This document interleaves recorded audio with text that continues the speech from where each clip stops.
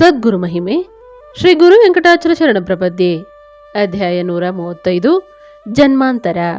ಈ ಅಧ್ಯಾಯದಲ್ಲಿ ಚರಣದಾಸರು ಹೀಗೆ ಹೇಳಿದ್ದಾರೆ. ಜಾವಗಲ್ ಸಮೀಪದ ವ್ಯಕ್ತಿಯೊಬ್ಬರು ಚಿಕ್ಕಮಗಳೂರಿನಲ್ಲಿ ನೆಲೆಸಿದ್ದರು. ಗುರುನಾಥರೊಂದಿಗೆ ನಿರಂತರ ಸಂಪರ್ಕದಲ್ಲಿದ್ದ ಆ ಹಿರಿಯರು ಬೆಳವಾಡಿಯಲ್ಲಿದ್ದ ತಮ್ಮ ತೋಟ ಹಾಗೂ ಬಂಧುಗಳನ್ನು ನೋಡಲು ಆಗಾಗ್ಗೆ ಹೋಗಿ ಬರುತ್ತಿದ್ದರು. ಹೀಗೆ ಹೋಗಿ ಬಂದಾಗಲೆಲ್ಲ ಗುರುನಾಥರು ಅವರನ್ನು ಕರೆದು, ಸಾಕಯ್ಯ, ಈ ಬಾಂಧವ್ಯ, ತೋಟ ಎಲ್ಲವೂ ಬಿಟ್ಟು ಬಿಡು, ತೋಟ ಮಾರಿಬಿಡು ಎನ್ನುತ್ತಿದ್ದರು. ಕೊನೆಗೆ ಗುರುನಾಥರ ಒತ್ತಾಯ ಹಾಗೂ ಪರಿಸ್ಥಿತಿಗಳ ಒತ್ತಡಕ್ಕೆ ಸಿಲುಕಿ 1995-96ರಲ್ಲಿ ಅವರು ತೋಟವನ್ನು ಮಾರುವಂತಾಯಿತು. ಆದರೆ ಒಂದು ಪ್ರಶ್ನೆ ಅವರನ್ನು ಸದಾ ಕಾಡುತ್ತಿತ್ತು. ತೋಟವನ್ನು ಮಾರಲು ಹೇಳಿದ್ಯಾಕೆ ಎಂದು. ಇವರು ತೋಟ ಮಾರಿ ಕೆಲವೇ ತಿಂಗಳಲ್ಲಿ ಆ ಊರಿನ ಎಲ್ಲಾ ತೋಟಗಳು ನೀರಿಲ್ಲದೆ ಸುಟ್ಟು ಹೋದವು. ಹಾಗೂ ಆ ತೋಟಗಳನ್ನು ಕೊಂಡುಕೊಳ್ಳುವವರು ಯಾರೂ ಇಲ್ಲವಾದರು. ಅಲ್ಲಿದ್ದ ಅವರ ಬಂಧುಗಳೆಲ್ಲ ಹಲವು ಸಮಸ್ಯೆಗಳಿಗೆ ಸಿಲುಕಿ ಗುಳೆ ಹೋದರು. ಈ ಘಟನೆ ನಡೆದ ನಂತರ ಅವರ ಪ್ರಶ್ನೆಗೆ ಉತ್ತರ ಸಿಕ್ಕಿತು. ಗುರುವಿನ ಅಪಾರ ಕರುಣೆ ಅವರನ್ನು ಹಾಗೂ ಅವರ ಕುಟುಂಬವನ್ನು ಕಾಪಾಡಿತ್ತು. ಗುರು ಕರುಣೆಯ ಶಕ್ತಿಯೇ ಅಂಥದ್ದು. ಅದೇ ರೀತಿ ಮತ್ತೊಂದು ಸಂದರ್ಭದಲ್ಲಿ ದಂಪತಿಗಳು ತಮ್ಮ ಮಗಳನ್ನು ಕರೆದುಕೊಂಡು ಗುರುನಿವಾಸಕ್ಕೆ ಬಂದರು. ಗುರುವಿಗೆ ನಮಸ್ಕರಿಸಿ ನಿಂತ ಅವರು ಬಂದ ಕಾರಣವನ್ನು ಕೇಳಲು ಅವರು ಹೀಗೆ ಹೇಳತೊಡಗಿದರು. ಗುರುಗಳೇ, ಇವಳು ನನ್ನ ಮಗಳು, ಮದುವೆ ಮಾಡಬೇಕೆಂದಿದ್ದೇವೆ. ಆದರೆ ಈಕೆ ಒಂದು ಸಮಸ್ಯೆಯಲ್ಲಿ ಬಳಲುತ್ತಿದ್ದಾಳೆ. ಅದೆಂದರೆ ರಜಸ್ವಲಿಯಾದಾಗ ರಕ್ತದ ಹರಿವು ನಿಲ್ಲುವುದೇ ಇಲ್ಲ. ಎಲ್ಲ ವೈದ್ಯರಿಗೂ ತೋರಿಸಿ ಆಯಿತು, ಆದರೆ ಯಾವುದೇ ಪ್ರಯೋಜನವಾಗಲಿಲ್ಲ ಎಂದು ಕೈಮುಗಿದು ನಿಟ್ಟುಸಿರು ಬಿಟ್ಟರು. ಕ್ಷಣಕಾಲ ಮೌನವಾದ ಗುರುನಾಥರು ಅವರನ್ನು ಹೀಗೆ ಕೇಳಿದರು. ಸ್ವಾಮಿ, ನಾನು ನಿಮ್ಮ ಮಗಳ ಕೈಯಿಂದ ಒಂದು ಕೆಲಸವನ್ನು ಮಾಡಿಸಬಹುದೇ? ತಾವು ತಪ್ಪು ತಿಳಿಯುವುದಿಲ್ಲ ತಾನೇ? ಆಗ ಆ ಪೋಷಕರು ಗುರುವಿನಿಚ್ಛೆ ಎಂದು ಕೈ ಮುಗಿದರು. ಆಗ ಗುರುನಾಥರು ಅಲ್ಲಿದ್ದ ಭಕ್ತರನ್ನು ಕರೆದು ಒಂದು ಸಿಗರೇಟನ್ನು ತರಿಸಿ ಆ ಹೆಣ್ಣು ಮಗಳನ್ನು ಮನೆಯ ಹಿಂದೆ ಕರೆದೊಯ್ದು ಅದನ್ನು ಸೇದುವಂತೆ ವಿನಂತಿಸಿದರು. ಹಾಗೂ ಅದುವೇ ಆಕೆಯ ಸಮಸ್ಯೆಗೆ ಮದ್ದು ಎಂದರು. ಇದರಿಂದ ಕ್ಷಣಕಾಲ ಅವಕ್ಕಾದ ಪೋಷಕರು ನಂತರ ಸಾವರಿಸಿಕೊಂಡರು. ಆಕೆ ಕಷ್ಟಪಟ್ಟು ಸಿಗರೇಟು ಸೇದಿ ಬಂದ ನಂತರ ಗುರುನಾಥರು ಹೀಗೆ ಹೇಳಿದರು. ಸ್ವಾಮಿ, ನಿಮ್ಮ ಮಗಳು ಹಿಂದಿನ ಜನ್ಮದಲ್ಲಿ ಪುರುಷನಾಗಿದ್ದು ನಿರಂತರ ಧೂಮಪಾನ ಮಾಡುತ್ತಿದ್ದಳು. ಹಾಗೂ ದೇಹ ಬಿಡುವ ಕೊನೆಯ ಕಾಲದಲ್ಲಿ ಸಿಗರೇಟು ಸೇದಬೇಕೆಂಬ ಅಂತಿಮ ಆಸೆಯನ್ನಿಟ್ಟುಕೊಂಡು ದೇಹ ಬಿಟ್ಟರು. ಆ ಆಸೆಯನ್ನು ಈಗ ಪೂರೈಸಲಾಗಿದೆ. ಆ ಆಸೆಯೇ ಈ ಹೆಣ್ಣು ದೇಹದ ಸಮಸ್ಯೆಗೆ ಕಾರಣ. ಇನ್ನು ಮುಂದೆ ಆಕೆಯ ಆರೋಗ್ಯ ಸುಧಾರಿಸುವುದು ಎಂದರು. ಪೋಷಕರು ಸಮಾಧಾನ ಚಿತ್ತರಾಗಿ ಗುರುಗಳಿಗೆ ನಮಸ್ಕರಿಸಿ ಹೊರಟು ಹೋದರು. ಈ ಎಲ್ಲ ಘಟನೆಗಳನ್ನು ಹತ್ತಿರದಿಂದ ಗಮನಿಸಿದ ನಾನು ನಮ್ಮ ಇಂದಿನ ಎಲ್ಲ ಸಮಸ್ಯೆಗಳಿಗೆ ಜನ್ಮಾಂತರದ ಕಾರಣವೂ ಇರುತ್ತದೆ ಎಂಬ ತೀರ್ಮಾನಕ್ಕೆ ಬಂದೆನು. ಶ್ರೀ ಗುರು ವೆಂಕಟಾಚಲ ಶರಣ ಪ್ರಪದ್ಯೆ ಅಧ್ಯಾಯ 136 ಕಾರ್ಯ ಸಾಧನೆ. ಈ ಅಧ್ಯಾಯದಲ್ಲಿ ಚರಣದಾಸರು ಹೀಗೆ ಹೇಳಿದ್ದಾರೆ. ಮೈಸೂರಿನ ಪ್ರತಿಷ್ಠಿತ ವಿದ್ಯಾಸಂಸ್ಥೆಯಲ್ಲಿ ಉಪನ್ಯಾಸಕರಾಗಿರುವ ಒಬ್ಬರು ಆಗಾಗ್ಗೆ ಗುರುನಿವಾಸಕ್ಕೆ ಬರುತ್ತಿದ್ದರು. ಗುರುನಾಥರೇ ಅವರಿಗೆ ಹೆಣ್ಣು ನೋಡಿ ಮದುವೆ ಮಾಡಿಸಿದ್ದರು. ಇದಕ್ಕೂ ಮುನ್ನ ಗಂಡು ಹೆಣ್ಣು ನೋಡುವ ಶಾಸ್ತ್ರ ಮುಗಿದು ನಿಶ್ಚಿತಾರ್ಥವೂ ನಡೆಯಿತು. ಬೆಂಗಳೂರಿನ ಛತ್ರವೊಂದರಲ್ಲಿ ವಿವಾಹವಾಗುವುದೆಂದು ನಿಗದಿಯಾಗಿತ್ತು. ಆಗ ಗುರುನಾಥರು ಅವರ ಪೋಷಕರನ್ನು ಕರೆದು, ಅವರಿಬ್ಬರ ಮದುವೆಯನ್ನು ಬೆಳಗ್ಗೆ ಮಾಡಬಾರದು, ರಾತ್ರಿಯೇ ಮಾಡಬೇಕು ಕಣ್ರಯ್ಯ ಅಂದರು.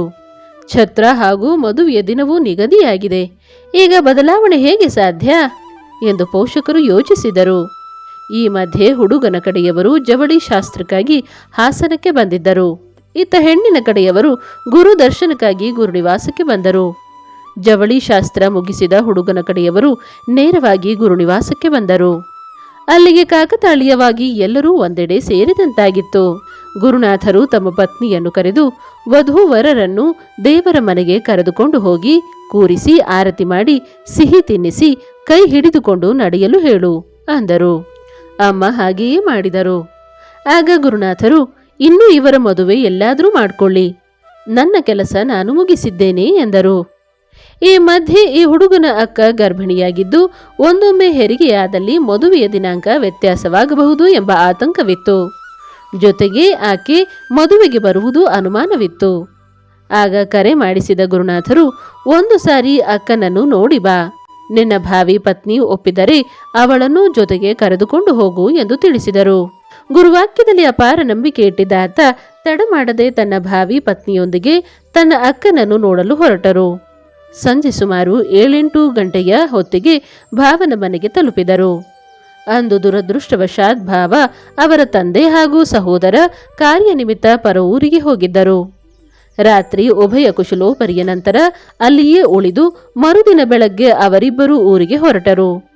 ಆಗ ಅವರ ಅಕ್ಕ ಅಳಲಾರಂಭಿಸಿದರು. ಇದ್ದಕ್ಕಿದ್ದಂತೆಯೇ ಅರೆ ಪ್ರಜ್ಞಾವಸ್ಥೆಗೆ ಜಾರಿದ ಆಕೆ ವಿಪರೀತ ರಕ್ತದೊತ್ತಡಕ್ಕೆ ಸಿಲುಕಿ ಒದ್ದಾಡತೊಡಗಿದರು. ಆಗಲೇ ಹೇಳಿದಂತೆ ಮನೆಯಲ್ಲಿ ಭಾವ ಹಾಗೂ ಹಿರಿಯರು ಯಾರೂ ಇರಲಿಲ್ಲ.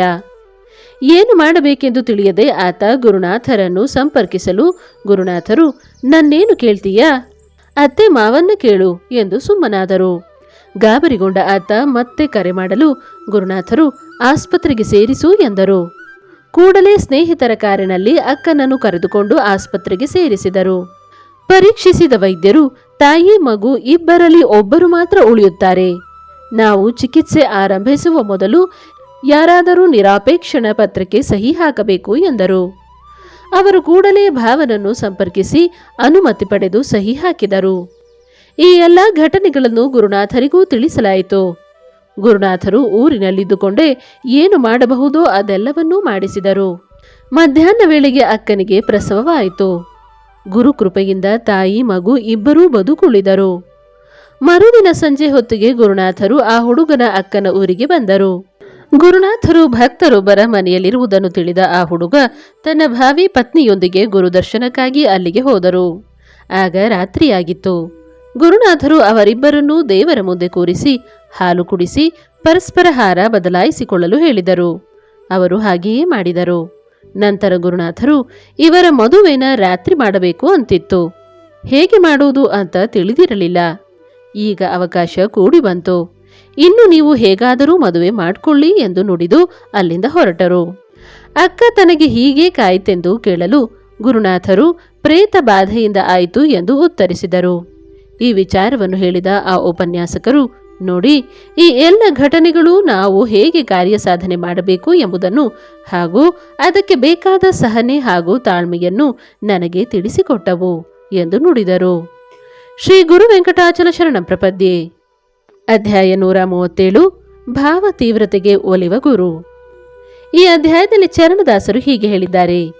ಆ ಹುಡುಗ ಇಂಜಿನಿಯರಿಂಗ್ ಮುಗಿಸಿ ಒಳ್ಳೆಯ ಕೆಲಸದಲ್ಲಿದ್ದನು. ಆತ ಹೇಗೋ ಗುರು ಸಂಪರ್ಕಕ್ಕೆ ಬಂದು ಆಗಾಗ ಗುರುನಿವಾಸಕ್ಕೆ ಬರುತ್ತಿದ್ದನು.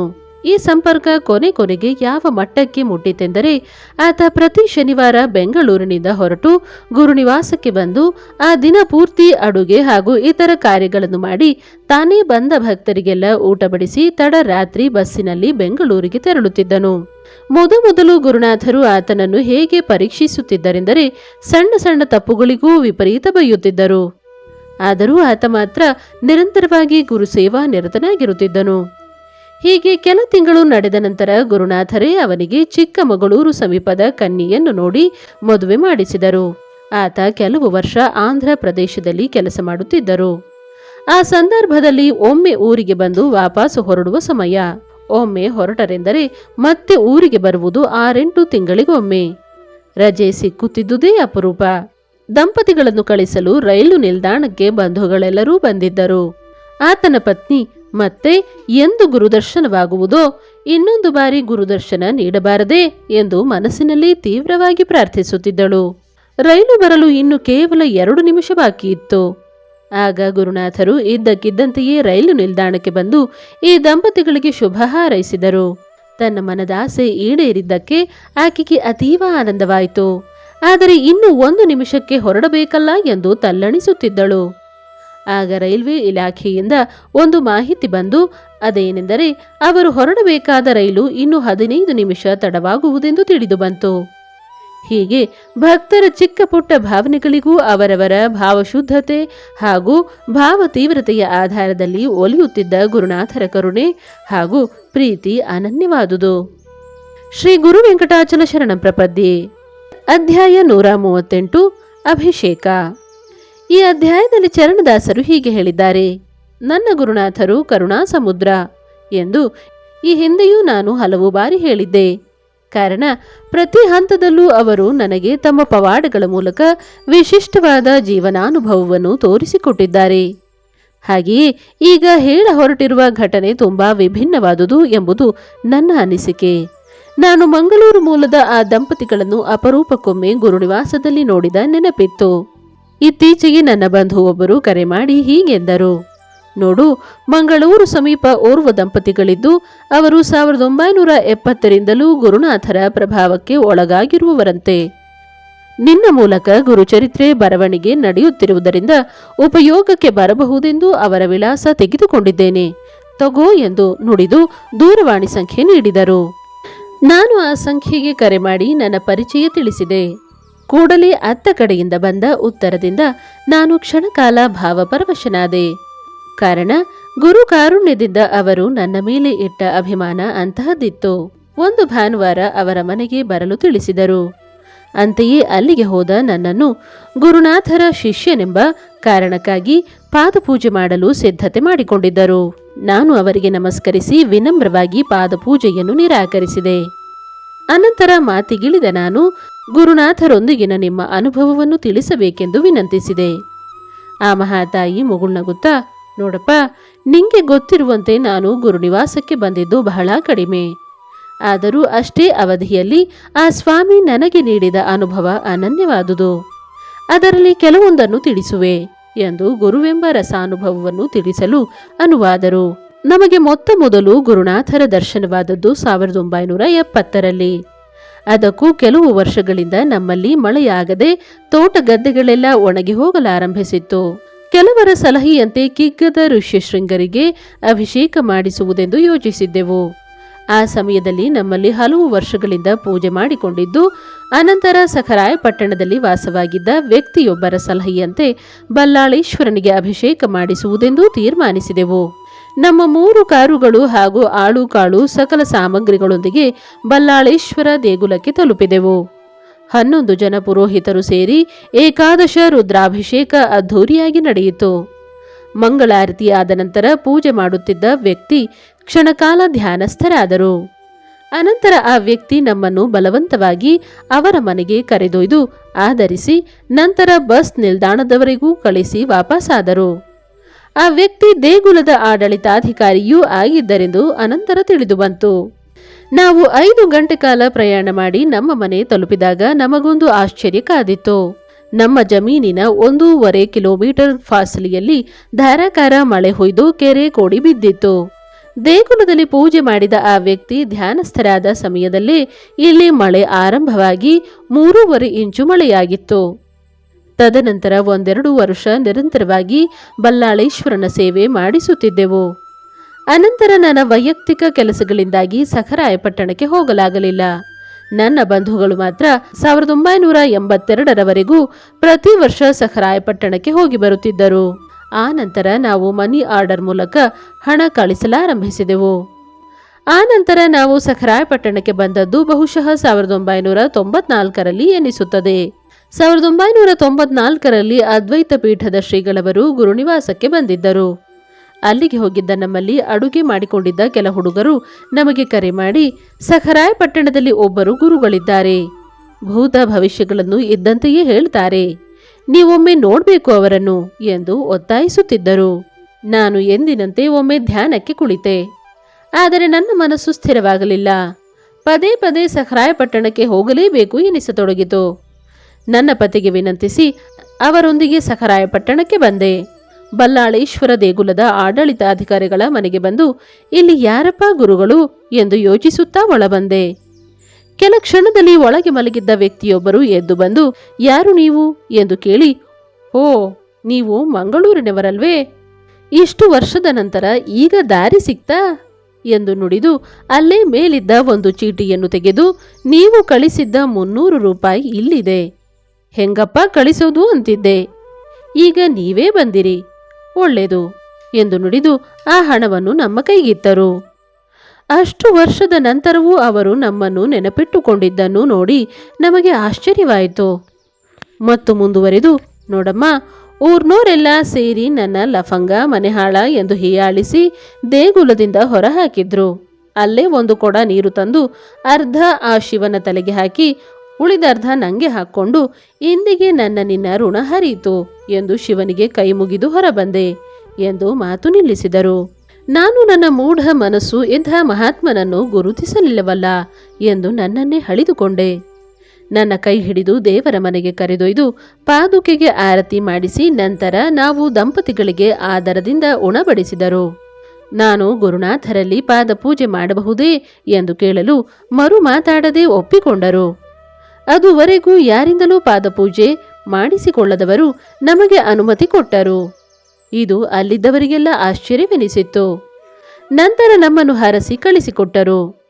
ಆ ಬಳಿಕ ನಾನು ಆ 15 ವರ್ಷಗಳಲ್ಲಿ ಗುರುನಿವಾಸಕ್ಕೆ ಬಂದಿದ್ದು ಕೇವಲ 5-6 ಬಾರಿ ಮಾತ್ರ ಎಂದು ಕ್ಷಣಕಾಲ ಮೌನಕ್ಕೆ ಜಾರಿದರು. ನಾನು ಈ ವಿಚಾರ ಗೊತ್ತಿದ್ದರೂ ಏಕೆ ಹಾಗೆ ಎನ್ನುವಂತೆ ಅವರತ್ತ ದಿಟ್ಟಿಸಿದೆ. ಆಕೆ ಗುರುವನ್ನು ಎಷ್ಟು ಬಾರಿ ನೋಡಿದರೂ ನಮ್ಮೊಳಗಿನ ದೋಷಗಳನ್ನು ಬದಲಿಸಿಕೊಳ್ಳದಿದ್ದರೆ ಆ ದರ್ಶನಕ್ಕೆ ಯಾವುದೇ ಅರ್ಥವಿಲ್ಲ. ಅವರ ಒಂದು ದೃಷ್ಟಿಯಲ್ಲೇ ನನ್ನ ದೋಷಗಳನ್ನು ತಿದ್ದಲು ಬೇಕಾದ ಎಲ್ಲವೂ ಸಿಕ್ಕಿತು. ಅಂದ ಮೇಲೆ ಆ ಭಾವದಲ್ಲೇ ನಿರಂತರವಾಗಿ ನಿಲ್ಲಬಯಸಿದೆ. ಭಾವಗುರು ಸಿಕ್ಕದ ಮೇಲೆ ಅಲ್ಲಿಗೆ ಬರಬೇಕಾದ ಅವಶ್ಯಕತೆ ನನಗೆ ಕಂಡುಬರಲಿಲ್ಲ ಎಂದು ಸುಮ್ಮನಾದರು. ನಾವು ಹೊರಡುವಾಗ ನಮ್ಮನ್ನು ಕರೆದು ಸದ್ಯದಲ್ಲೇ ಚಂದ್ರಶೇಖರ ಭಾರತಿಗಳ ಆರಾಧನೆ ಇದೆ, ಬರಬೇಕು ಅಂದರು ಮತ್ತು ಆಗಾಗ್ಗೆ ಬರ್ತಾ ಇರಿ ಅಂದ್ರು. ಗುರುವಿನ ದೃಷ್ಟಿ ಬಿದ್ದರೆ ಸಾಕು ಕಣಯ್ಯ, ಏನು ಬೇಕಾದರೂ ಸಿಕ್ಕಿಬಿಡುತ್ತೆ ಎಂದು ಗುರುನಾಥರು ಆಗಾಗ್ಗೆ ನಮಗೆ ಹೇಳುತ್ತಿದ್ದ ಮಾತು ಈ ಘಟನೆಯನ್ನು ಕೇಳಿದಾಗ ನನಗೆ ನೆನಪಿಗೆ ಬಂತು. ನಮ್ಮದು ಅವಿಭಕ್ತ ಕುಟುಂಬವಾದ್ದರಿಂದ ನನಗೆ ಹೆಚ್ಚಿನ ಜವಾಬ್ದಾರಿ ಇತ್ತು. ಜೊತೆಗೆ ಗುರುವೆಂಬ ಪದದ ಅರ್ಥವನ್ನೂ ಅರಿಯದಿದ್ದ ನಾನು ಈ ಬಗ್ಗೆ ಹೆಚ್ಚು ತಲೆ ಕೆಡಿಸಿಕೊಳ್ಳದೆ ಹೊರಟು ಬಿಟ್ಟೆ. ಆಮೇಲೆ ನೋಡಿ, ಅದ್ಯಾಕೋ ತಿಳಿತಿರ್ಲಿಲ್ಲ. ಪದೇ ಪದೇ ಗುರುದರ್ಶನ ಮಾಡಲೇಬೇಕೆಂಬ ಉತ್ಕಟ ಹಂಬಲ ಶುರುವಾಯಿತು ಎಂದು ಹೇಳಿ ಕ್ಷಣ ಹೊತ್ತು ಮೌನವಾದರು. ಶ್ರೀ ಗುರು ವೆಂಕಟಾಚಲ ಶರಣ ಪ್ರಪದ್ಯೆ.